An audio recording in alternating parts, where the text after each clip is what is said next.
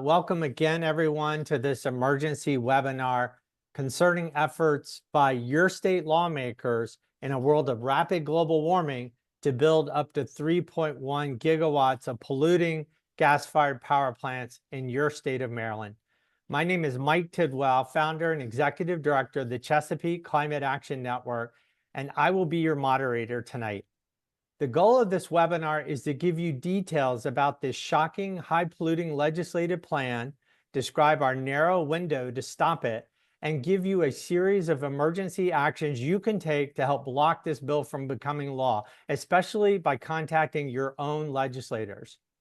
First, let me say, environmental justice and faith groups were simply stunned earlier this month to learn that top Democratic lawmakers in Annapolis want to build one or more large gas-burning power plants in our state. They have introduced legislation called the Next Generation Energy Act, which, if passed, would make that happen. We're going to put the Senate bill number and the House bill numbers in the chat for you. With sea level rise and extreme weather battering our state, lawmakers want to pipe frack gas from Pennsylvania and elsewhere and send that methane gas to a brand new gas plant or two here in Maryland, probably near Baltimore.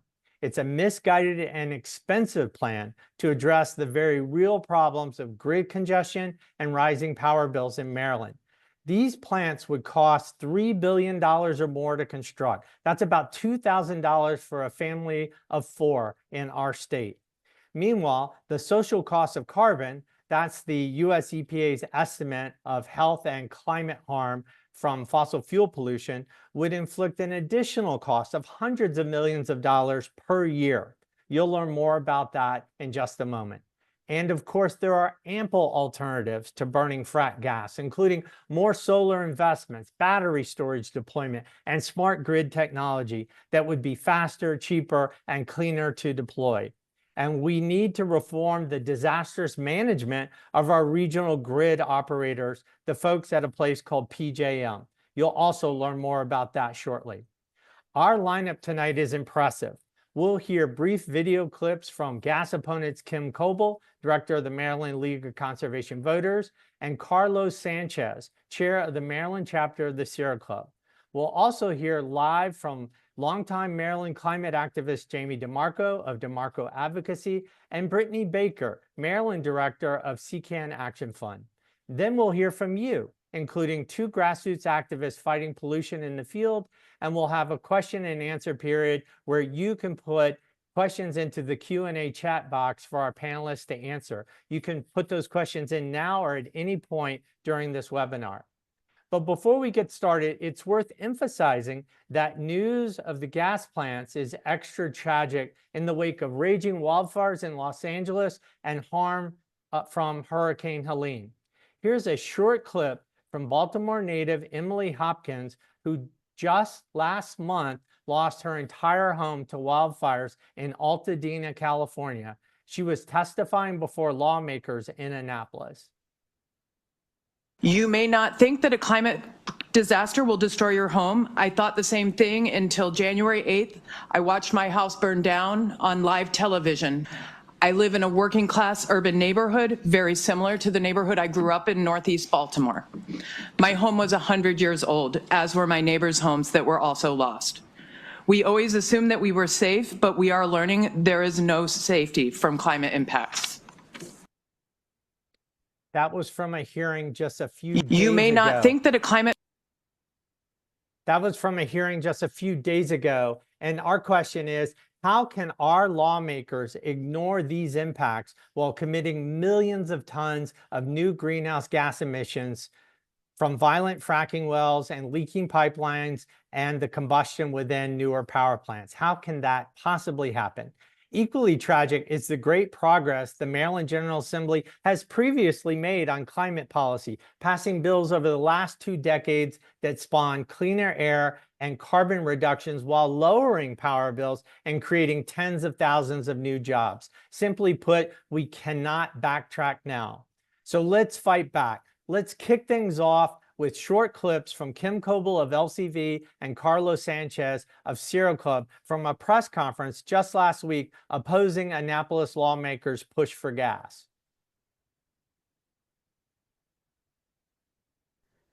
Maryland LCV supports clean energy solutions that address grid reliability and ratepayer impacts while achieving the state's commitment to a clean energy future. We believe we can achieve all of those at the same time. Now, there's pressure from utilities to take us backwards with the suggestion that we should build new fossil fuel plants. Their suggestion is trying to solve today's problems with yesterday's tools. We know clean energy and battery storage work better for both our environment and our economy. This isn't about choosing between keeping the lights on or having clean air. We can and should have both. How do we get there? We say no to new or expanded gas. And we say yes to passing the proposed legislation that develops a statewide long-term resource adequacy office and plan that ensures grid reliability, lessens impacts to ratepayers, and maximizes energy from non-carbon emitting sources.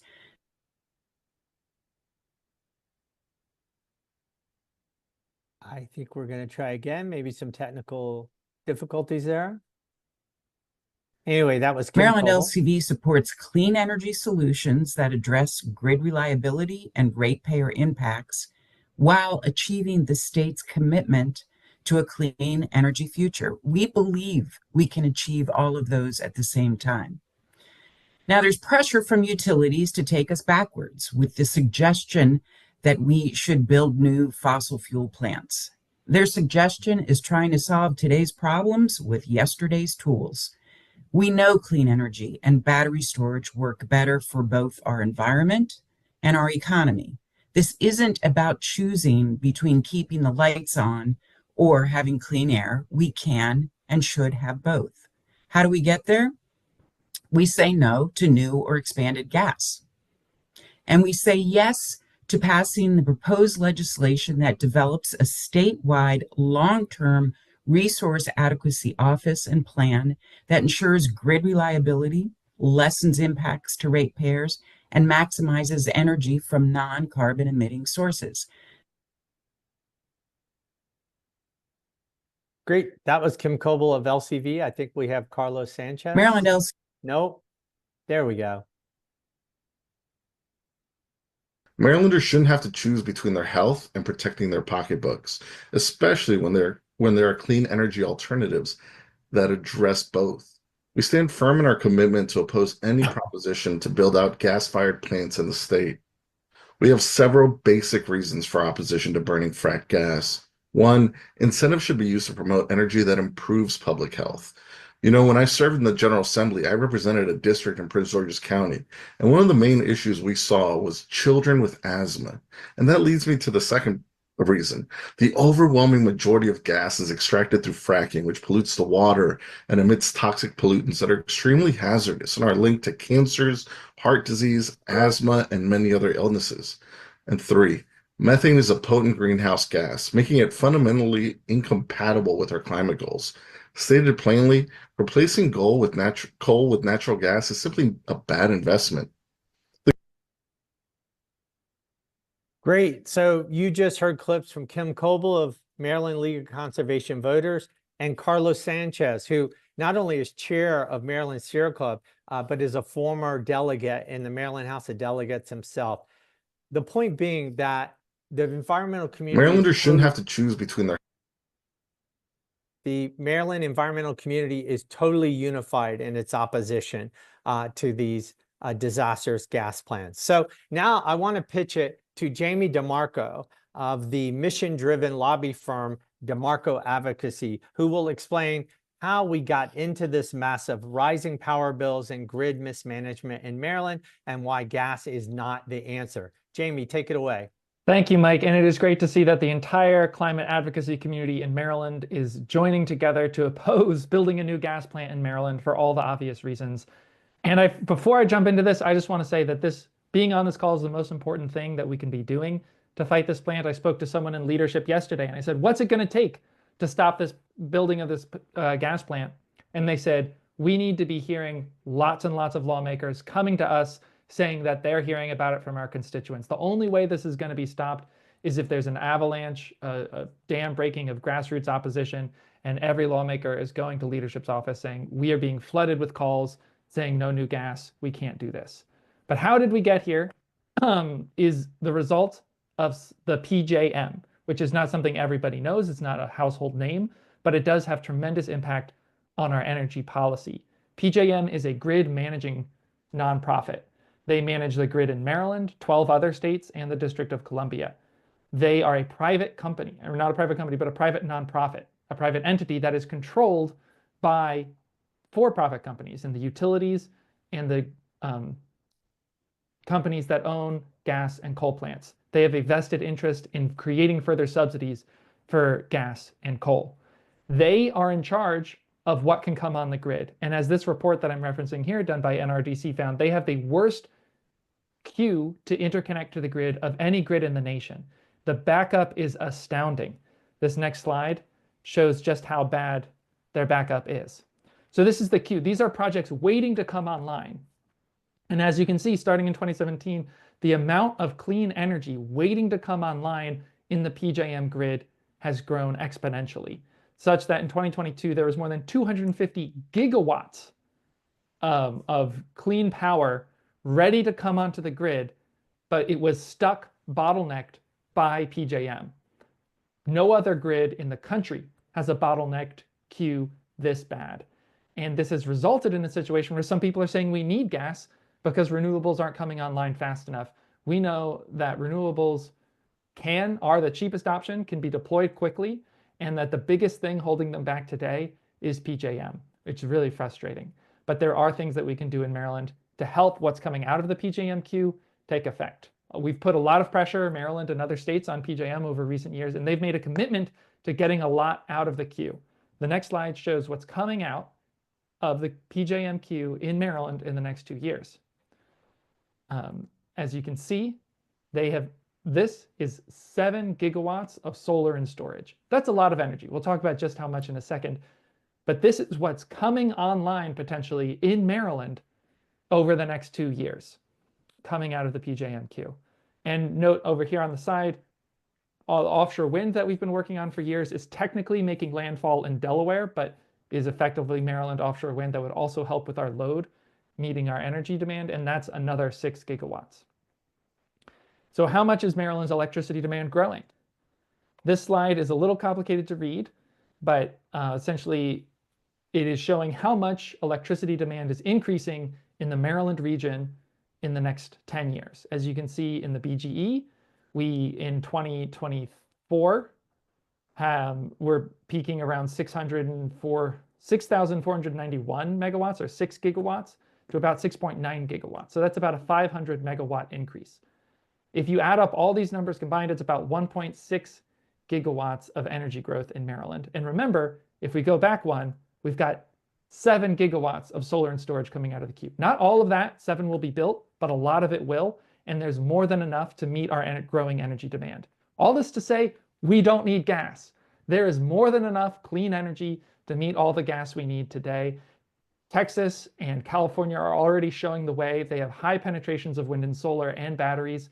Solar fills up batteries during the day. Those batteries discharge in the evening at peak hours, and their grids are stabilized with these clean technologies. There are cheaper, faster, cleaner ways to build and make sure that we have the electricity that we need. We don't need gas. And building gas is expensive. As Mike referenced at the top, building one would cost $3 billion if we build the full 3 gigawatts that this bill could unlock. Remember, we're trying to find, the governor's plan has said that it costs $1 billion a year to meet our climate commitments, and we're hearing from our lawmakers that that is impossible to find. And now we're going to enact a policy that is going to cost $3 billion to be spent on a new gas plant. And as Mike mentioned, there's a social cost of carbon. It's very well understood. For every ton of carbon you emit, it creates more climate change, and that climate change has an impact. Even if you pretend there are no feedback loops, just very linearly, that's about $425 million annually in increased costs that will be felt. And if you add that up over 30 years, a conservative estimate of the lifespan of a gas plant, that's $12 billion. In addition, those are just the baseline costs. Everything else would be on top of that. It's the cost of fracking, which would be happening maybe not in Maryland, but across the border in Pennsylvania. And we know pollution doesn't respect borders, methane leaks, potential catastrophic failures of a gas pipeline explosion, anything along those lines. And if we wanted to install carbon capture, if they wanted to say it's going to be clean so carbon capture, that'll be even more expensive on top of all of these costs. So this is an expensive, dirty fuel that we don't need. And it blows a hole in our climate goals. This is a graphic showing what we need to do in terms of reducing our greenhouse gas emissions. You see they have to drop very quickly. There is no room for building expansive new fossil fuel infrastructure that will be stuck with long after 2050 and long after, as you can see on this graph, we're supposed to have 100% clean power generation for all electricity consumed in Maryland by 2035, just 10 years away.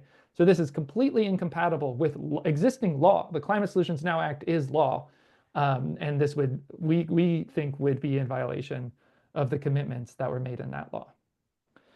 So all that to say, gas is bad, it's not needed, it's expensive, and it ruins our climate goals. I'm going to pass it over to Brittany to talk about more about cleaner alternatives.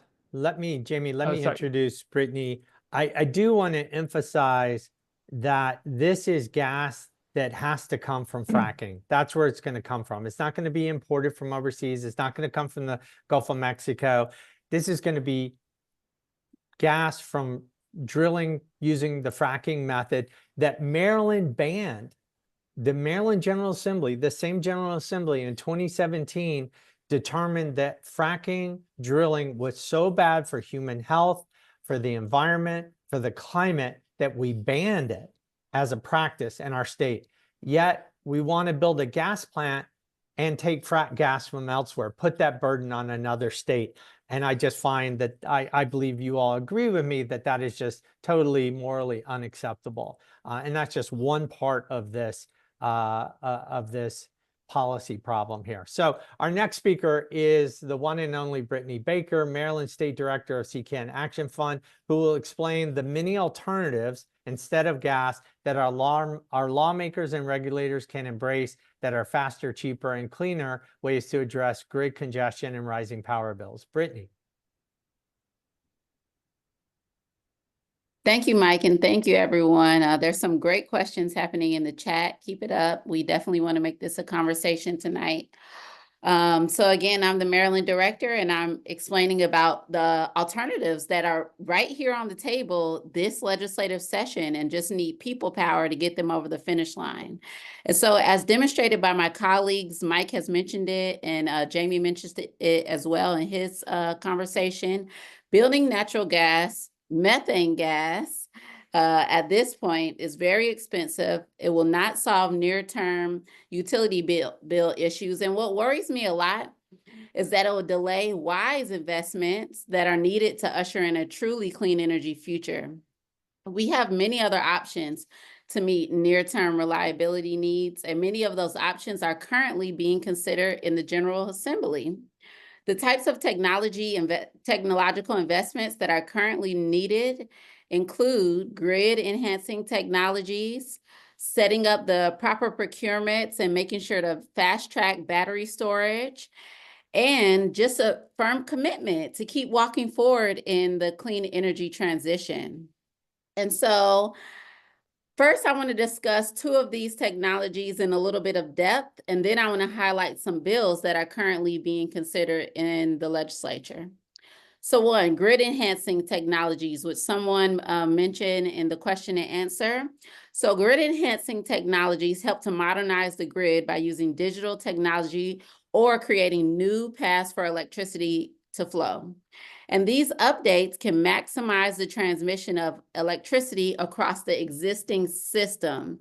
So that helps us to not need as much of a build out of additional infrastructure. And when we say that, we mean transmission infrastructure, but definitely not fossil fuel infrastructure. And so there are many other states already investing in these technologies. In fact, a total of 462 grid modernization actions were taken in Q3 of 2024. Michigan, New York, Massachusetts, New Jersey, and California all are ahead of us in terms of building out grid enhancing technologies.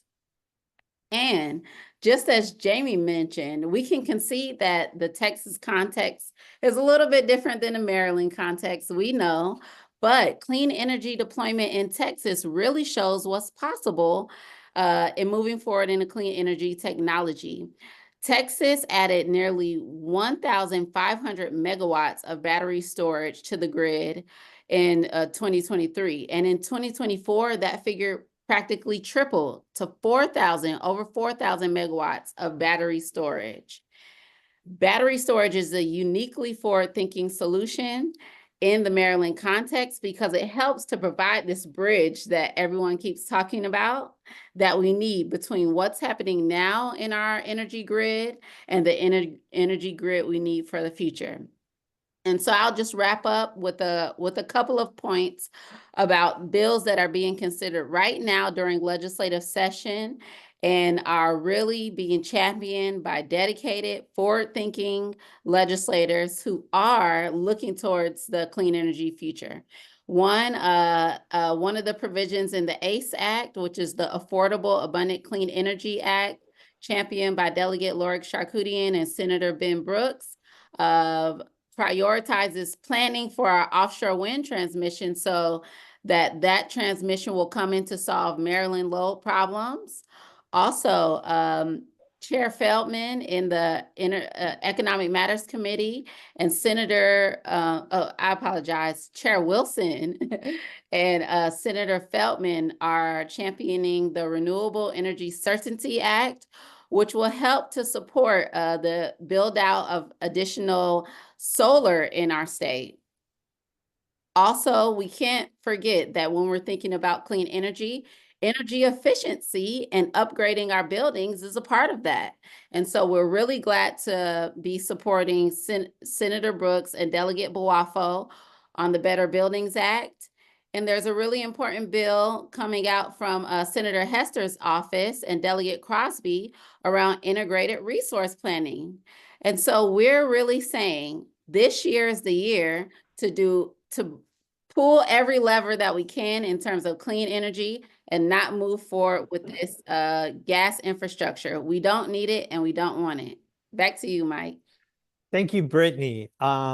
It sounds like madness. I know they're proposing 3 gigawatts of gas when we have all these alternatives, and it's up to us to make sure that we stop this gas plant and we get these alternatives put into public policy. I want to introduce next Mustafa Abdullah, who is Director of Campaigns and Strategies at CCAN Action Fund.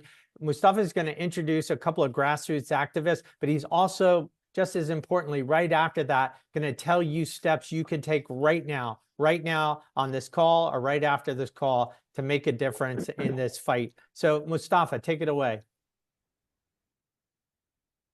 Great. I want to invite Rob Wald, who's one of our volunteer leaders from Montgomery County, to speak about why he's been organizing around climate justice issues, and particularly in response to this gas plant fight. And Rob is one of also the co-founders of Third Act Maryland. And so, Rob, if you can take yourself off mute, I invite you to speak.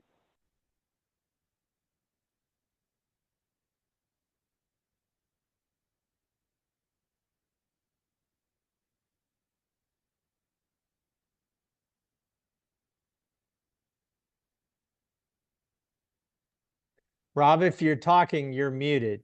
Unmute yourself.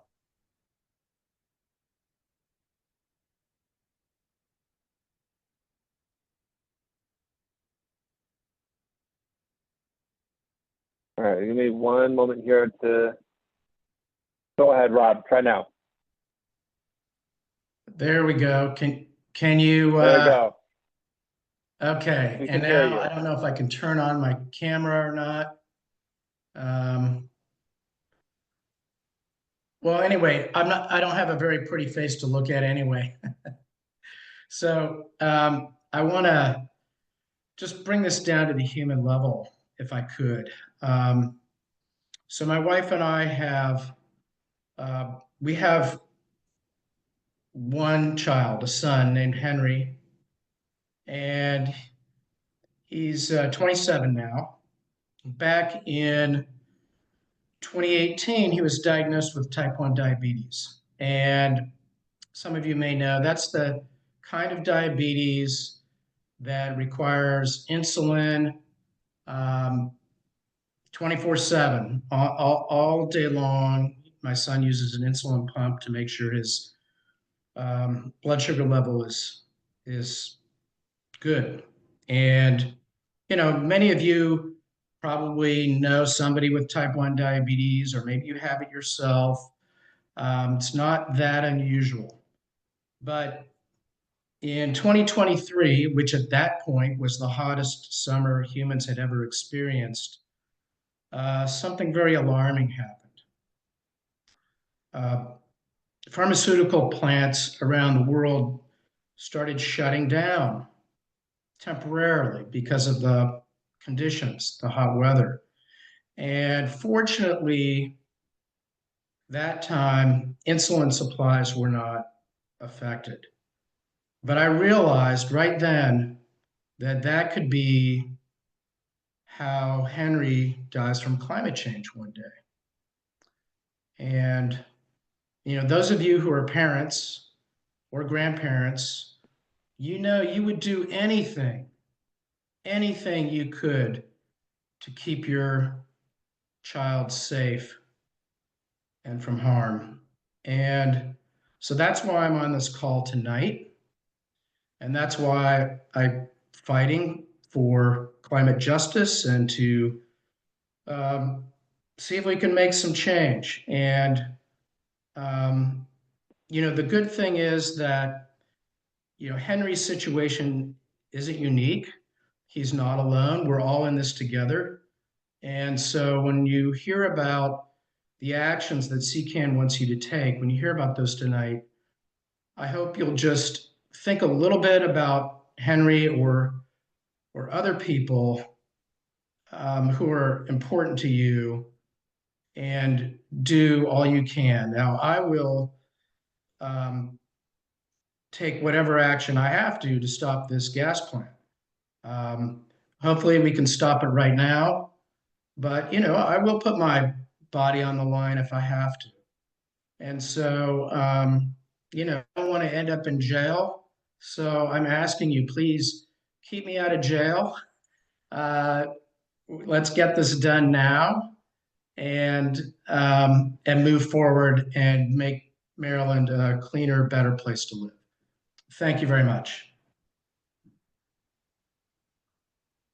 Thanks so much, Rob. That was really, really powerful to hear, and appreciate the moment and the choice that you're putting before us, and your son's story and what that means.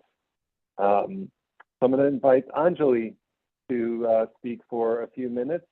Anjali is a senior at River Hill High School in Howard County, and is a co-founder and co-chair of Electrify Our Future, and is just known as a rock star particularly on building electrification, but organizing her peers around climate justice issues. So Anjali, I want to invite you to speak. Yeah, thank you so much, Mustafa, for the introduction. So, hi everyone. Again, my name is Anjali Angalam, and I'm a senior from Howard County. And like Mustafa mentioned, I'm the co-founder of Electrify Our Future, a youth organization group that advocates for electrification and sustainable development policies. Recently, last year, as a student group, we advocated for the Better Buildings Act, making buildings more energy efficient, providing health benefits, and reducing overall utility costs.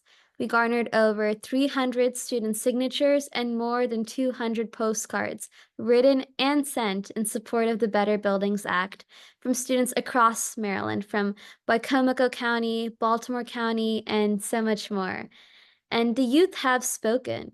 We are in favor of a clean, healthy, and sustainable future, and a gas power plant would only serve as an obstacle in our path to achieve one.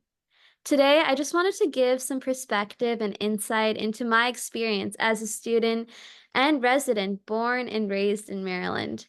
I've experienced firsthand the impact of state laws and policies from both a student and a resident's perspective, and I know the effects that these policies and codes have on the community. At school, we learn about the current state of our environment, greenhouse gas emissions, and sustainable practices. And learning about this information is great. Speaking about this information is beneficial, but applying that knowledge we have gained from the data we have collected and recommendations proposed by experts in the field and a form of advocacy against gas and legislation and favors legislation supporting building electrification is impactful. Already, I have seen members in the community, close friends and loved ones, students being impacted by more health issues such as asthma year after year, and gas use may be playing a role. Already, we see the catastrophic effects of climate change and increased greenhouse gas emissions, from wildfires to disruptive weather patterns and much more. Gas power plants would backtrack our path towards sustainable development, forcing future generations to bear the brunt, the cost of the decisions made today. We will be paying for these decisions with increased health problems, increased costs, and more worries overall. This all comes down to really one question. Do we want to be moving forward or backward? We, the youth, are the ones who will be inheriting this world, and the decision to advocate against gas use is a choice made in support of a clean and healthy future for us all. Speaking, testifying, and lobbying is the only way I can advocate now as a student and a youth member without a real say in voting in other matters yet. As such, I ask those here today to consider the youth stakeholders who will be impacted by gas use when considering whether to advocate against a proposed gas-fired power plant in favor of clean energy instead. It is better that we try to act now rather than waiting for the uncertain promise of later. Taking action now and supporting cleaner alternatives is an investment in the future. It would pave a legacy that would encourage more development and sustainable solutions for us all. Thank you so much for your time, everyone.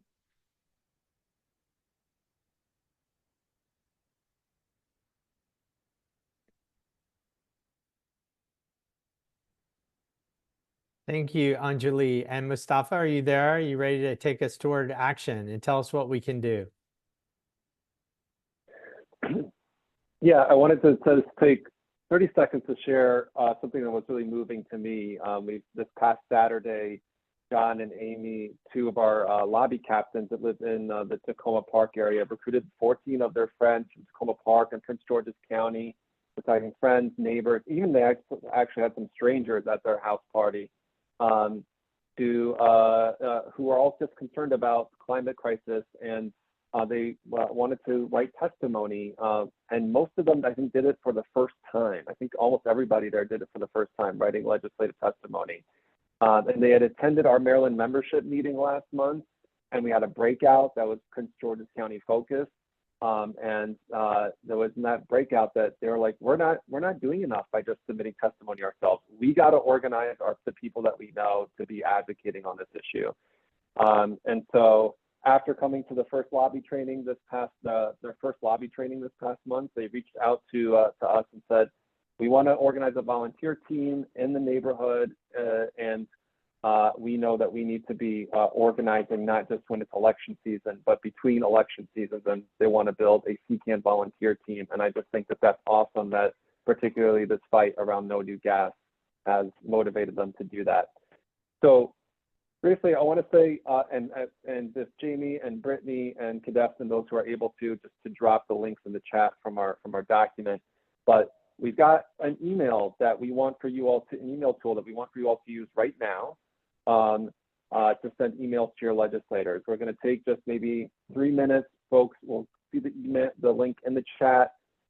This is an opportunity for you to take just a few minutes to personalize your email to your legislators, and to really just to communicate to them why, in a few sentences, this is personally so important to you. Maybe you have a story that's similar to Rob's, where somebody who suffers from chronic illness and that climate change and the extreme weather events that are perpetuated by things like gas plants, investments in gas plants, is a motivating reason for you. Maybe it's that you're just part of the young generation and you want a livable future. We invite you to click that link that's being supplied in the chat right now and send an email to your legislators. As you're opening up that link, there's a second link with an outreach toolkit that whoever's able to, please provide that in the chat. We're asking for all of you to send the email to target to kind of your friends. In this Google document, you'll see a template email, a template call script, and a template texting script that you can send to your friends. Get 10 of them to send the email by this Friday. If we have everybody on this call, get 10 other folks to do this, we will get 900 new emails to target to legislators across the state, which will be amazing. And so I would love for folks, if you're willing and able to do that, to put your, just to say that you'll do so in the chat, that you're gonna recruit your friends to submit the email to target. And lastly, at the end of that document, there is a template email to recruit organizational sign-ons. And so if you are a member of a community organization or a church, you can ask for them to sign on to this. This is going to impact all of our futures, and so that's a template email. So you just can copy and paste it and send it to your folks. So I just want to take the next another minute here or so for folks to just quietly write that email to target, and to share in the chat once you've finished sending that. Mustafa, people are flagging that the toolkit is not viewable. So could you go in and change the share settings on that? I'm so sorry. Yes, I will do that right now. I'm thinking about it. In the meantime, folks can submit their email to target, and I will change the setting in just a moment here. Fantastic. Awesome to see folks submitting the email to target. A few other just quick things we have coming up. One thing is that we have a Climate Champs Rapid Response Team. The link can be provided to the chat. Also, I know there's a lot of links, so don't worry. An email is going to come from us tomorrow with everything that you can do. So it's going to be all in one place. You missed the link, that's okay. Don't worry about it. But we are going to need to be organizing actions on a weekly basis. And so if you want to be like in the know, what are we doing, helping to organize your people, you want to be sort of just getting all the communication from our team, sign up for that rapid response team and at the link that's provided. We're also going to be doing a virtual lobby training Thursday night, and then lobby night for us is going to be on Monday evening from 5:30, actually 5:30 to 8. And then every Monday and Friday, we're doing phone banking from 4 to 7 p.m. And we're also going to be, there's also an opportunity if you're trying to figure out just what's the best way for you to plug in, you'll be able to schedule a meeting with an organizer, and we'll put a scheduling link in the follow-up email. And so there are lots and lots of ways to get involved and to make a significant difference here, showing up in Annapolis, organizing around rapid response, which will also be showing up in Annapolis, but also will be like getting your friends, right, to be submitting emails to target, doing a lot of relational organizing and outreach in your community, and phone banking and lobbying. So I encourage all of you to think about what's your role and what you're really excited to do, and also what maybe challenges you in this moment, because we're all going to have to step up the fight and to demonstrate courage in making clear decisions to protect our climate future. So I'm going to pass it to Mike now. Mustafa, thank you so much. And we're just hoping tonight that if you've learned something you didn't know before about this, this tragic policy push in our capital of Annapolis, if you learned something tonight, that's great. If you have been inspired by some of the voices that you've heard on this call, some of the grassroots voices, some of our staffers, if you've been inspired, that's great.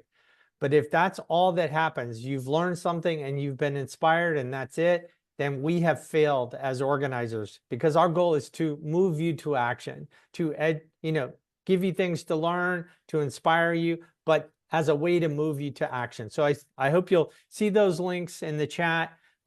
Send a note to your legislators. Look out for the follow-up email that we're going to send you with all these links, all these good fact sheets, everything you need to become an anti-gas activist in Maryland in the 2020s, where when climate change is out of control and our misguided legislators are taking us down a tragic path that we have to stop. It's up to us to stop them.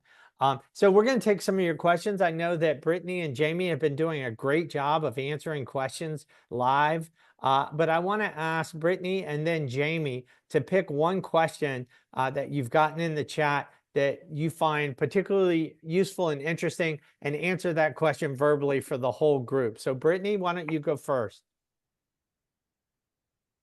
Sure, I can go first. So one question that I really thought was a great question is, can we really defeat the utility companies? And I just really want to say out loud on the Zoom, you know, the utility are powerful and they are well moneyed, but people power can overcome those interests. And in particular, we've already had some wins this year. We were able to ensure that this new infrastructure won't be rate-based, and we have to continue to fight that. But that was a big win because utility companies wanted to go way backwards. And even though Maryland is not currently a state that allows utility companies to own their own generation, they were trying to pass a bill that was going to do that. And so that's a big win for the climate community, and we need to celebrate that win. But it also shows that we need to keep moving forward because we are able, with people power, to keep moving forward in a clean energy economy that protects ratepayers. And I will just add that not only can we defeat the utilities and the gas industry in Maryland and prevent this bill from passing, we've done it before. In Virginia, CCAN Action Fund and our friends at Sierra Club and League of Conservation Voters and others, we defeated Dominion, a very powerful utility that wanted to build a $6 billion pipeline for frack gas called the Atlantic Coast Pipeline. We defeated it. They had the financing, they had the courts behind them, they had regulators behind them, and people power created so much pressure, delayed the project so long that the financiers bailed and the utility gave up, and that pipeline has not been built. So yes, we can do it. We've also faced Pepco and BG&E in Annapolis on other bills and defeated them, so we can do it. Jamie, why don't you pick a question that you want to answer verbally? Somebody asked a great question of where is this bill in the legislative process? As a reminder, the Maryland legislative session is 90 days from January through April, and this bill is yet to be heard for committee. It is coming up in a joint committee next week on Friday, which means Wednesday of next week is the day to submit written testimony in opposition of the bill. We'll send out information about how you can submit written testimony, but mark your calendar. For Wednesday of next week is the day to submit written testimony in opposition to this bill. It is being, it's assigned to two committees, the Education, Energy, and Environment Committee in the Senate, Triple E Committee, as they say. And on the House side, it is in the Economic Matters Committee. I know somebody was asking about the committees. Those are the committees it's in. I can put that in the chat. And next Friday is when the bills are being heard in committee. Great. I know we've gotten a number of questions in the chat. Brittany, is there another one that intrigues you that you'd like to answer? There is an intriguing one, Mike, but I was hoping you might answer it actually. Which one? What did you learn from the Stop Fracking, Banning Fracking campaign that we can apply to this? That's a great question. We were determined not to allow fracking into our state 10 years ago. We saw what was happening in Pennsylvania, and I will say then as now, both political parties were interested in fracking. Our governor at the time, Martin O'Malley, thought it was inevitable that fracking would happen in Western Maryland. Both political parties were supportive. They didn't understand the consequences. We brought witnesses down from Pennsylvania. We campaigned. We came to hearings. We conducted polling. We did all kinds of things, and we delayed it and got a moratorium on fracking. And then ultimately, enough people learned about what this would do in terms of fracking and didn't want any part of it, that we were able to put pressure on the politicians that they did not want to vote for a pro-fracking bill. They instead voted to ban it. So yes, we have taken on all the powerful interests before, including both parties. Now, I think in Annapolis right now, both the Democratic Party and the Republican Party are tragically pro-gas right now, or at least the Democratic Party say they have the votes to do this, but they really haven't heard from the grassroots yet. So we can do this. We have to do it. Imagine if the Maryland General Assembly approved 3 gigawatts of gas, methane, fracked from Pennsylvania, built these expensive $3 billion worth of gas plants. And what in the world will our children and grandchildren think about this in 2035, 2045, when the impacts of climate change, including sea level rise, continue to cause problems? We saw that video of that Baltimore native whose house completely burned down in Los Angeles. What will future generations think if we go forward with this construction of gas plants in the 2020s? And that's why we have to work nonstop. Make this campaign part of your life. Get involved. Figure out, come to Lobby Day, which is next week, I believe. What is that date again, Mustafa? February 24th. February 24th. Mark that on your calendar. Come to Lobby Day. Be part of this movement. Make it part of your life. That's how we achieve great things. And great things that we've done before and we can do again. Jamie, is there another question that intrigues you? Yes. So Jess is asking a great question, saying that right now in Baltimore, a lot of people are witnessing record high energy bills. And will this help lower energy bills? And the short answer is yes. What we're seeing right now is a spiking energy bills in the distribution system of gas. And it just goes to show that gas is an inherently expensive product. It's cost a lot of money to maintain the pipes that keep it and to keep those pipes from leaking and from exploding and tragically killing people. And we are sort of watching the costs of maintaining that system at an unsustainable rate catching up with us. And that's what we're seeing in the cost in our bills today. This summer, it's going to get even worse. Somebody mentioned in the question and answer about the PJM capacity auction. I don't want to get too technical, but just to say PJM Grid manages an auction. And, simple supply and demand, the more supply there is, the lower the auction, the more demand there is, the higher the price of the auction. PJM recently manipulated that market, and they took Brandon Shores coal plant, which is currently operating and exists, and pretended it was offline. That skewed the numbers, threw off the supply and demand in the auction, and as a result, the capacity market prices shot up 800%. So that energy price is going to be felt this summer by everyone. Building more wind, the great thing about solar and batteries and onshore wind is they can be deployed faster than a gas plant, much faster. And the sooner we deploy more energy, the lower those capacity markets prices go because of supply and demand. And we have also, there's been a study which shows that building gas is more expensive than meeting new energy demand with batteries. And so building with gas is the more expensive option, and deploying solar, batteries, and onshore wind quickly will meet our growing energy demand in a faster, cheaper way and lower energy bills. Great.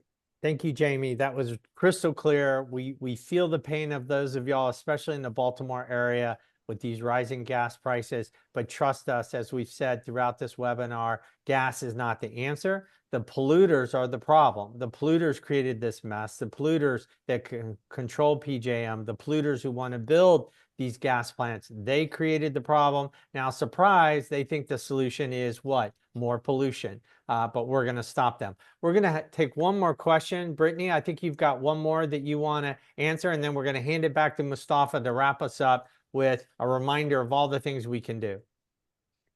Yes, this is a quick question and right on time for wrapping up. So the question was, can CCAN disseminate a guide or toolkit to help us with our testimony? So again, now you have access to Mustafa's toolkit, but I can also send a testimony guide. Make sure you fill out the email to target that we provided in the chat already. We can put it in the chat one more time, but that will allow us to have your email address so I can be sure that you receive testimony guidelines. Unless you fill that out, I won't have access to your email address.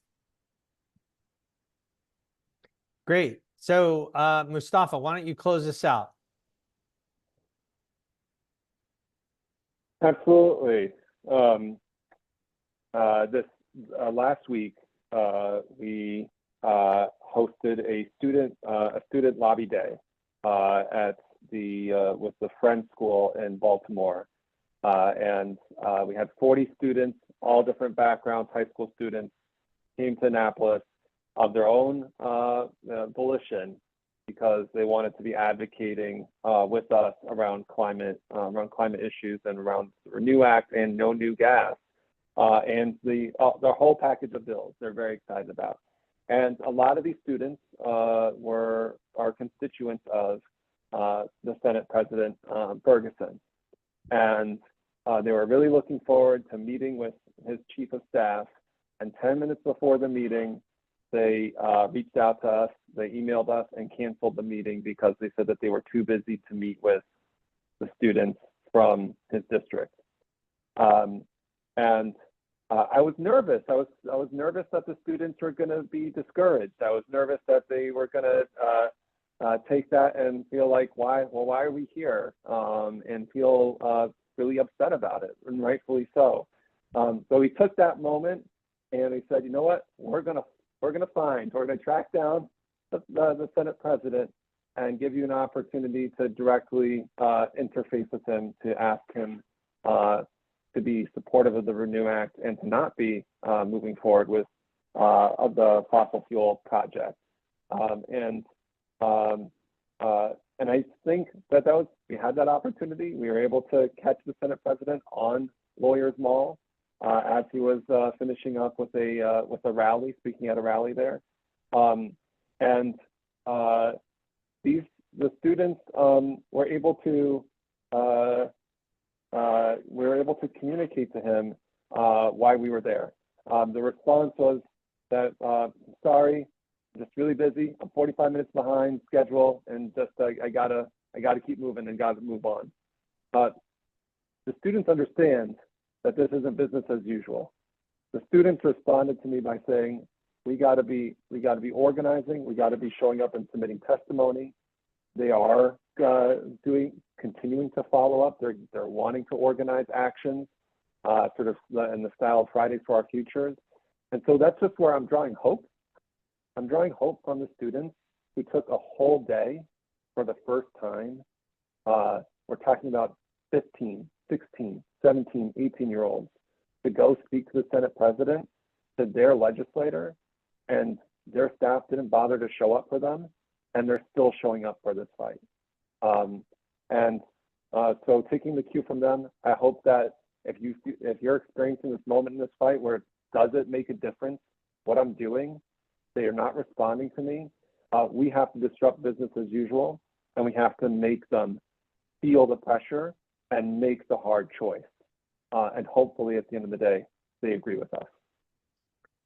Great. Thank you, Mustafa. And if you haven't already taken action with one of the links in the chat, we're going to email everything to you, fact sheets, information on our website, everything from the cost of these gas plants to the cost of global warming pollution that they would trigger.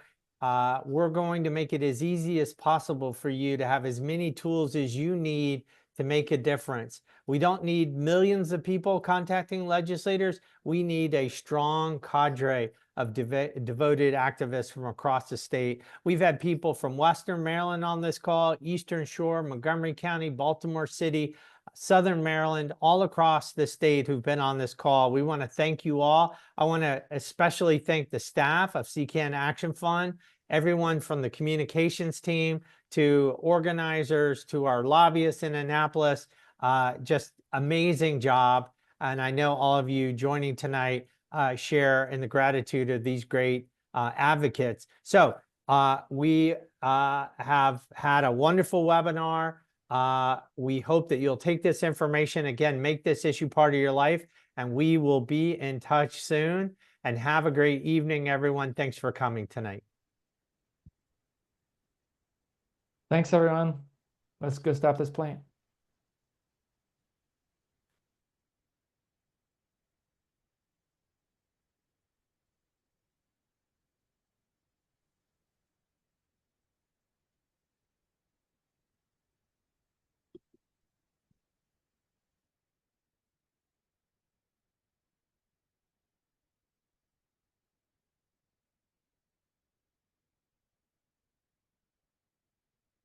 Thanks so much, Anjali. No, thank you for inviting me. This was a great webinar. Thanks so much. Your voice was